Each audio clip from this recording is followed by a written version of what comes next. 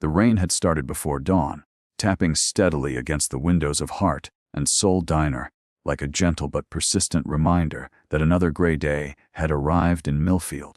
Ellen Hart stood behind the counter, wiping it with practiced hands, though it was already spotless. The diner, small and old, fashioned with red vinyl booths and a checkered floor, had been her life's work.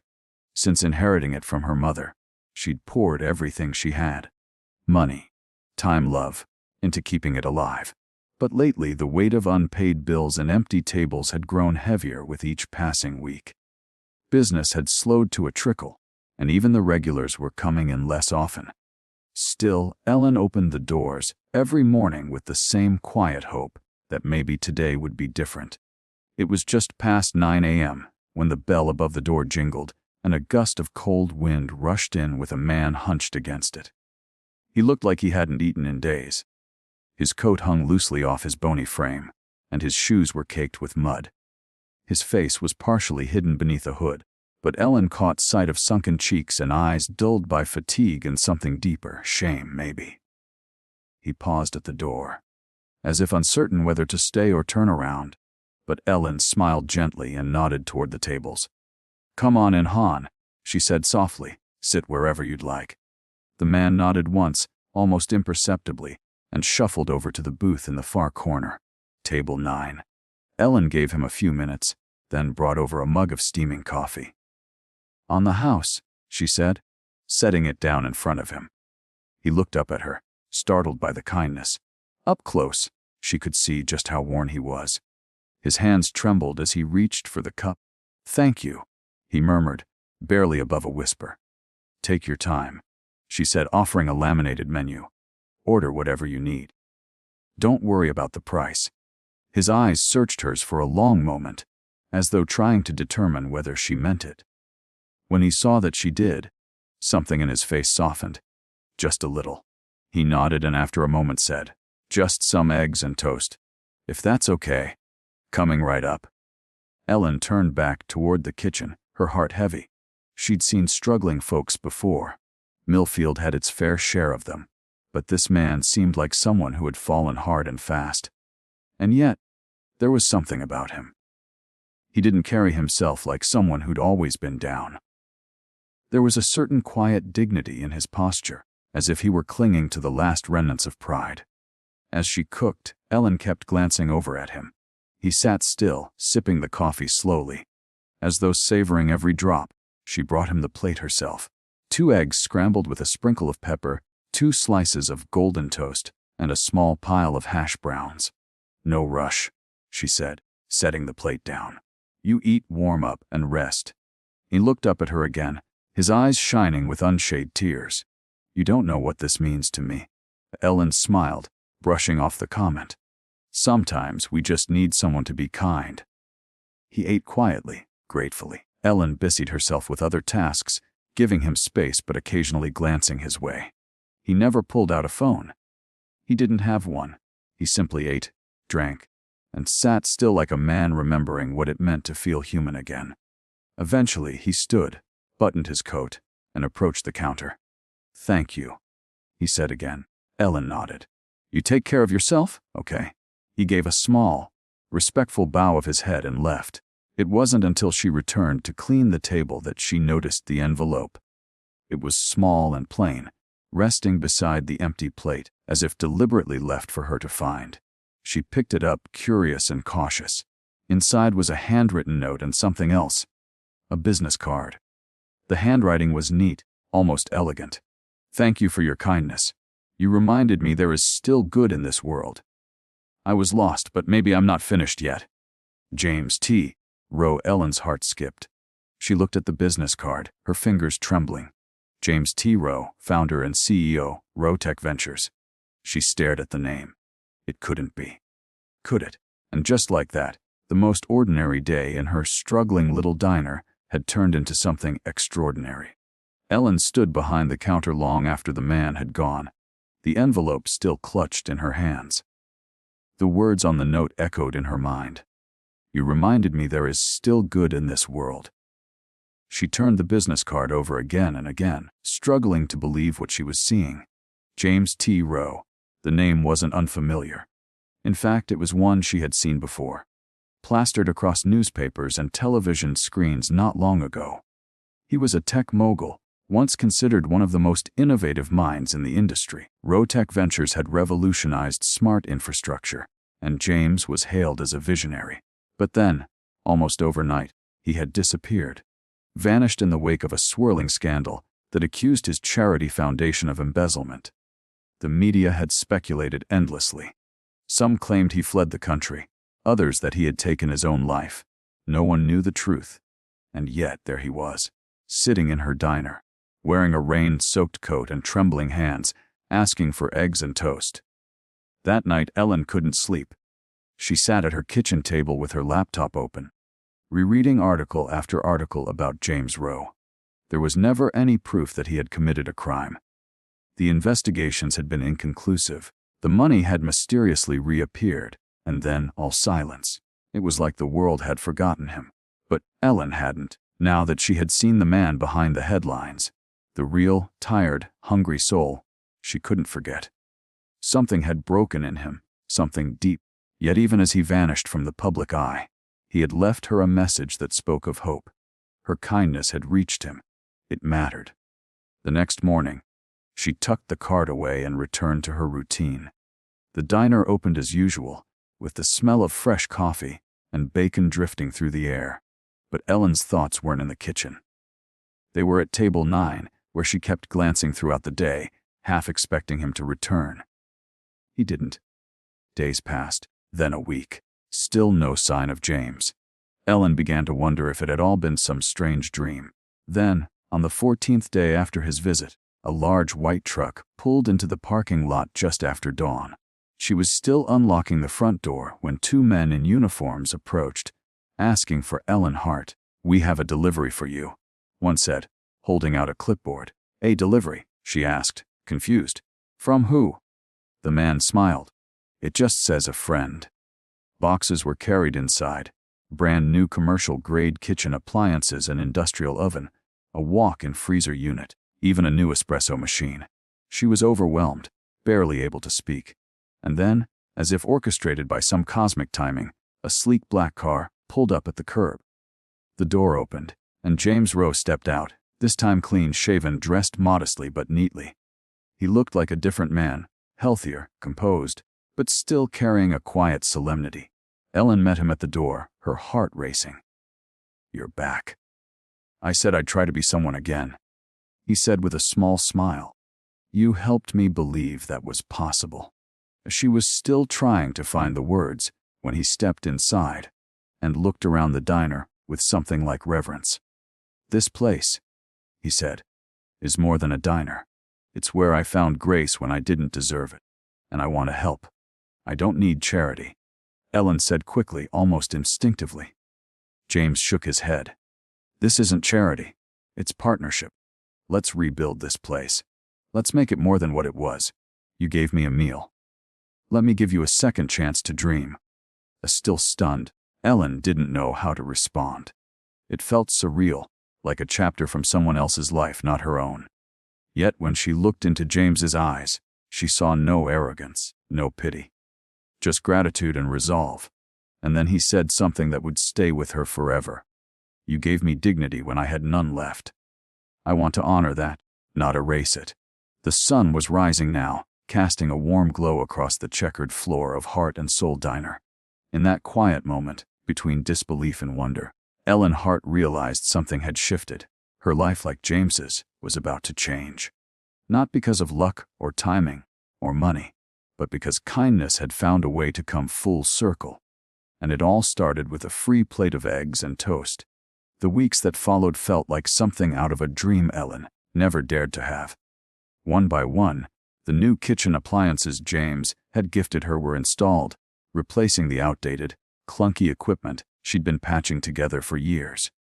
Her tiny, struggling diner was transforming before her eyes, not just cosmetically, but in spirit. Ellen still woke up before dawn, still brewed the first pot of coffee, and unlocked the door with her usual quiet diligence. But now, the days were filled with a new kind of energy. Hope that clung to the air like the smell of freshly baked biscuits. James had become a regular presence, though never overbearing.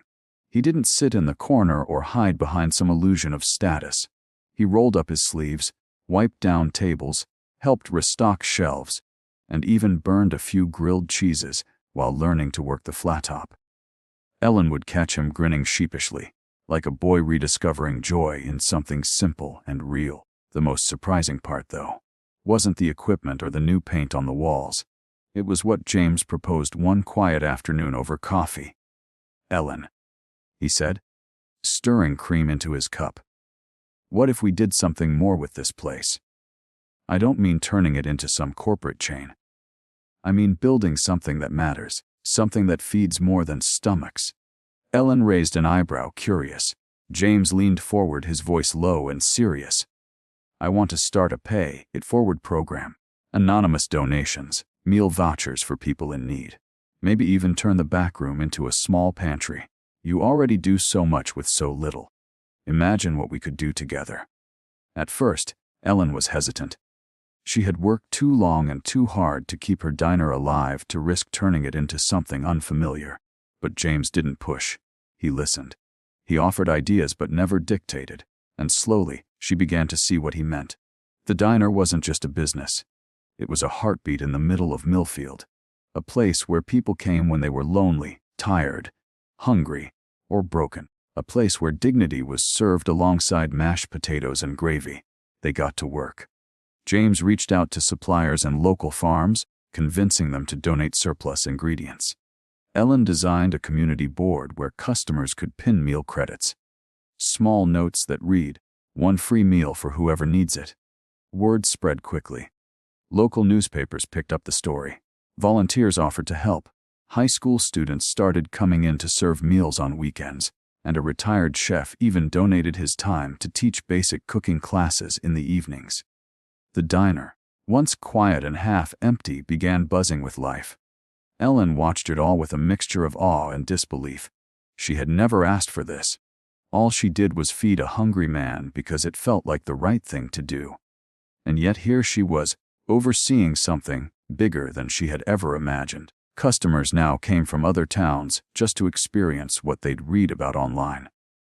Donations began arriving in the mail, sometimes in the form of checks, sometimes handwritten thank you notes from people who had been touched by the story. Despite all the attention, James stayed humble. He refused interviews. When people recognized him, he politely deflected the praise. "Ellen is the real heart of this place," he'd say. "I just followed her example." And while Ellen never sought recognition either, she couldn't ignore the warmth that bloomed in her chest every time someone smiled and said, "Thank you for what you've built here." One evening, as the sun set behind the diner and cast golden light through the windows, Ellen sat at table 9 across from James. The once empty booth now had a small plaque on the wall that read, "It started here." James sipped his coffee, his eyes fixed on the room bustling with laughter and conversation. "You know," he said softly, "when I walked in that day, I didn't know if I wanted to keep living. I had nothing left, not money, not purpose, not even myself. But you saw me." Ellen reached across the table, placing her hand gently over his. "Sometimes, that's all we need. To be seen." In that moment, neither of them said anything more. They just sat in the golden light of a diner reborn, surrounded by the very thing they had unknowingly built together: hope. The seasons shifted, and so did the rhythm of Ellen's life. Summer faded into a crisp autumn, and Hart Soul diner bloomed with an energy she had never dreamed possible. The little corner diner that once teetered on the edge of closure was now the heart of Millfield. It had become more than a place to eat. It was a sanctuary for the weary, a gathering place for community, and a living testament to what kindness could do. Locals came not just for the food, but to leave sticky notes of encouragement on the community board, to pay for strangers' meals, or to drop off donations for the small food pantry they'd built in the back. Ellen watched it all with a quiet amazement. What began as one simple act, a warm plate of food for a starving stranger, had rippled into something far bigger than herself. And though she remained humble, grateful, and deeply grounded in her small-town roots, It was clear to everyone that Ellen Hart had become a hero in her own right. One cool October morning, a letter arrived at the diner addressed to Ellen personally. It bore the seal of the mayor's office. Confused, she opened it and found herself nominated for the Community Award, an annual honor reserved for citizens whose actions had uplifted and transformed the town. Ellen chuckled softly, shaking her head. She never asked for recognition. She wasn't in this for the accolades. All she'd ever wanted was to keep her mother's diner alive, to serve people with the same warmth she'd grown up around. But James insisted she accept. "You deserve it," he told her. "This place exists because of your heart. All I did was follow your lead." The ceremony was held in the town hall, packed with locals who knew Ellen, loved her, and now admired her deeply. James stood beside her as the mayor introduced her story, speaking of how one meal had sparked a movement. When James was invited to speak, the room grew quiet. Dressed in a modest navy suit, he approached the podium and looked out over the crowd. "Not long ago I was a broken man," he began. "I had lost everything, not just my reputation or career, but my sense of worth. I walked into Hart and Soul Diner hungry, both in body and in spirit. I didn't deserve compassion, and yet Ellen gave it freely. No questions, no judgment. Just a warm meal and a kind smile. That moment didn't just fill my stomach, it reminded me that I was still human, that someone still saw me. She changed my life. And now, she's changed this whole town."